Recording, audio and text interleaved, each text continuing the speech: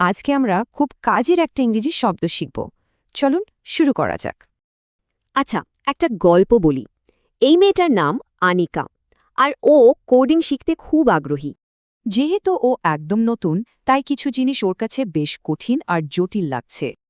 তো আনিকার মতো যারা কোনো কিছু নতুন শুরু করে, তাদের জন্য ইংরেজিতে কি শব্দ আছে বলুন তো?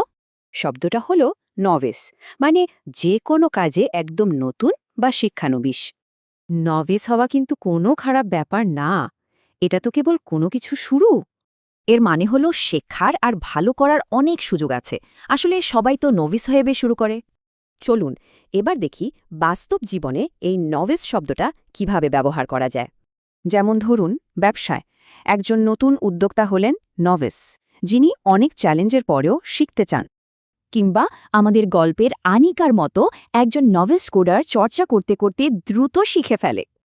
আবার খেলাধুলার কথা ভাবুন, একজন নভেস খেলোয়াড় কিন্তু অভিজ্ঞদের কাছ থেকে শিখতে খুব আগ্রহী থাকে। তাহলে মূল কথাটা কি? নভেস মানেই হল বিগিনার বা নতুন, আর এটাই সামনে এগিয়ে যাওয়ার প্রথম ধাপ। এবার একটু ভাবুন তো, কোন নতুন জিনিসটা শিখে আজ একজন নভেস হওয়া যায়?